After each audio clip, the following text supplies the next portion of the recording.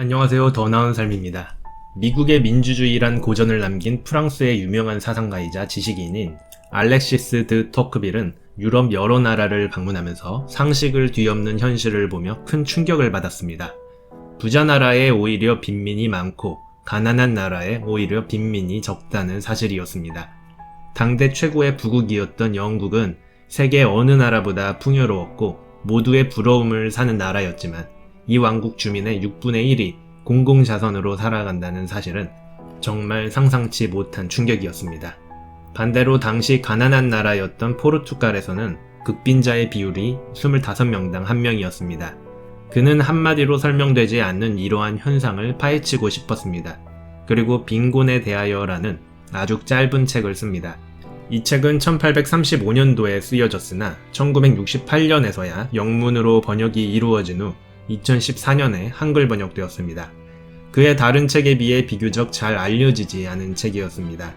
책이 쓰여질 당시 영국은 빈민자들이 넘쳐났고 빈민들을 구제하기 위한 구빈세 부담이 GNP의 5분의 1이 될 정도로 공공부조였던 구빈법에 대한 심각한 문제 제기가 일어나던 시기였습니다.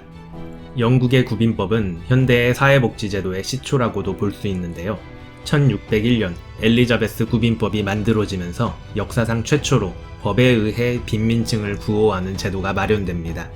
당시 종교개혁으로 수도원이 해산되면서 교회가 챙기던 궁핍한 자들을 정부가 돌보게 됩니다.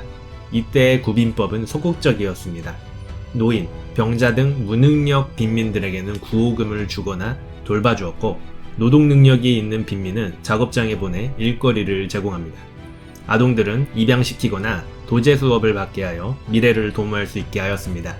이들을 부양하기 위해 지방정부로부터 구빈세 부과가 법으로 요구됩니다.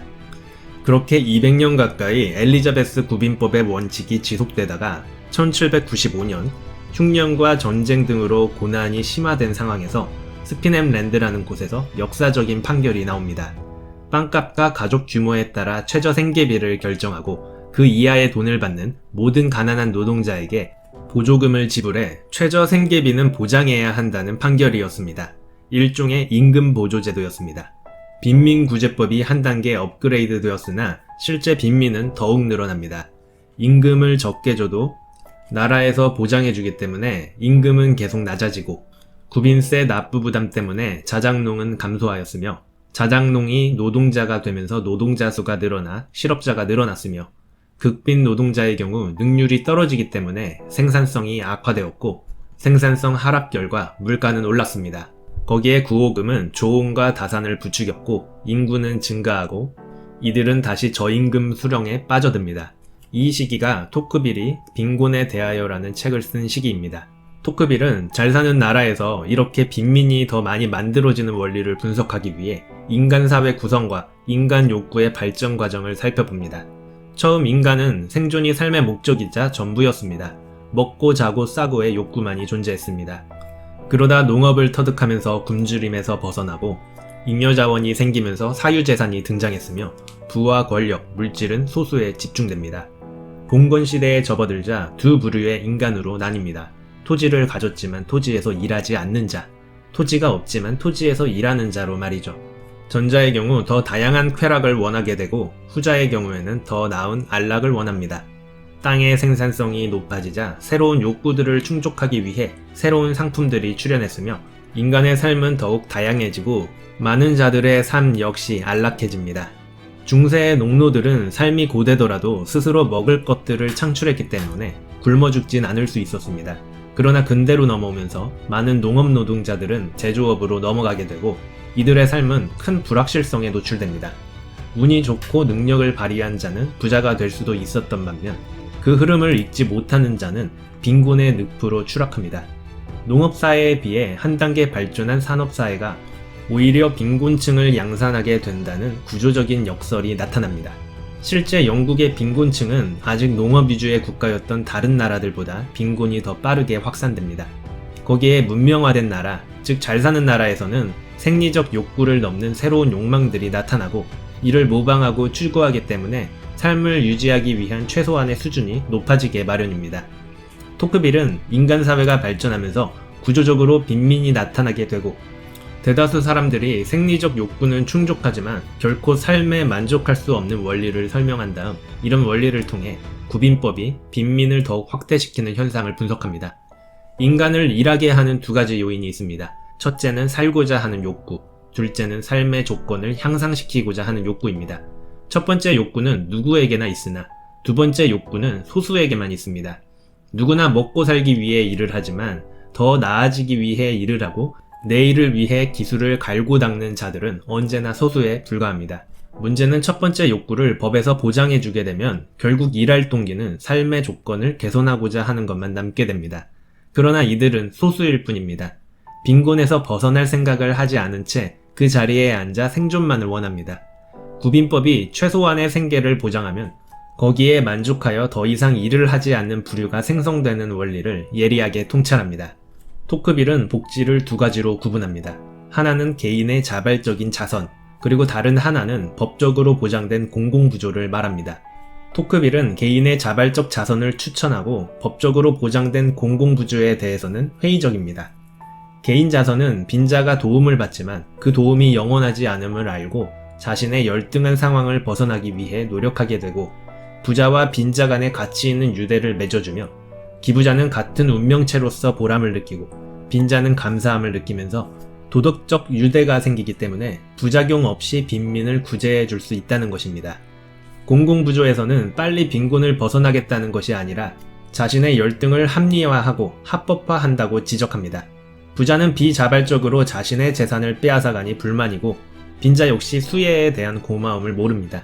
서로 싸울 생각만 하고 일을 하는 것보다 부자의 것을 빼앗는 것이 더욱 쉽기 때문에 방향성이 틀어지고 부작용이 심각하게 발생합니다.